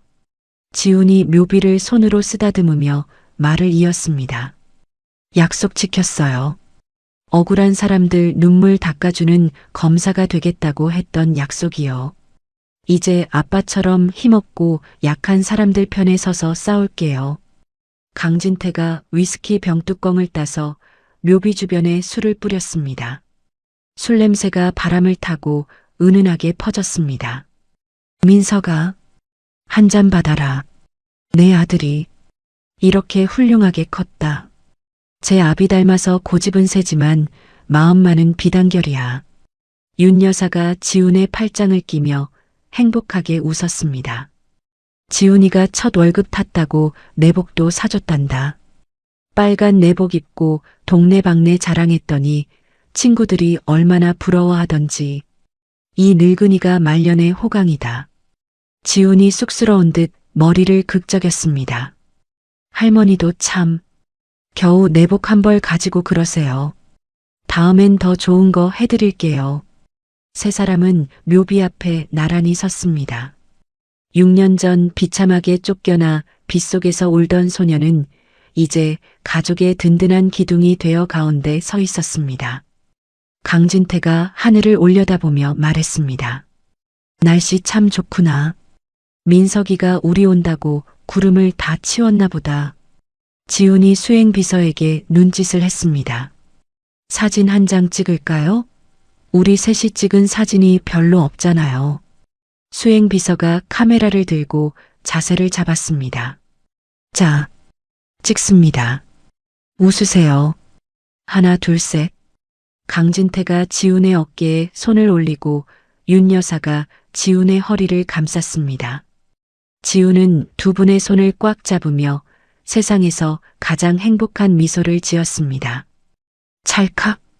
셔터 소리와 함께 맑게 갠 파란 하늘 아래 활짝 웃고 있는 세 사람의 모습이 사진 속에 영원히 박제되었습니다. 과거의 아픔은 흉터로 남았지만 그 흉터 위에 새살이 돋아 더 단단해진 가족애가 빛나고 있었습니다. 지훈은 하늘을 올려다보았습니다. 구름 사이로 아빠가 환하게 웃고 있는 것만 같았습니다. 바람이 불어와 지훈의 앞머리를 부드럽게 넘겨주었습니다. 마치 아빠가 머리를 쓰다듬어주는 느낌이었습니다. 지켜봐줘 아빠. 이제부터가 진짜 시작이야. 지훈의 독백이 바람을 타고 멀리 퍼져나갔습니다. 비갠 오후 하늘에 7빛깔 무지개가 선명하게 떠올랐습니다. 긴 어둠의 터널을 지나 마침내 찾은 빛. 그들의 앞날에는 이제 따뜻한 햇살만이 가득할 것입니다. 오늘 들려드린 이야기 어떠셨나요? 억수 같은 빛 속에서 시작된 비극이 마침내 비갠 뒤에 무지개처럼 찬란한 해피엔딩을 맞이했습니다. 지옥 같은 학대 속에서도 자신보다 어려운 이들을 도왔던 지훈이의 선한 마음은 결국 자신의 목숨을 구하는 기적으로 돌아왔습니다. 뿌린 대로 거둔다는 세상의 이치가 이토록 아름답게 증명된 순간이 또 있을까요? 이제 지훈이는 대한민국 검사가 되어 하늘에 계신 아버지와의 약속대로 억울한 이들의 눈물을 닦아주며 살아갈 것입니다. 강 회장 부부 역시 되찾은 손자와 함께 남은 생을 사랑으로 채워가겠지요. 혹시 지금 힘든 시간을 보내고 계신 분이 있다면 지훈이의 이야기처럼 반드시 어둠 끝에 빛이 기다리고 있다는 희망을 잃지 않으셨으면 좋겠습니다. 여러분의 삶에도 언제나 따뜻한 햇살과 기적이 함께하기를 진심으로 기원합니다. 이야기를 끝까지 들어주신 분이 계시다면 잘 들었다고 댓글 하나만 남겨주세요. 감사합니다.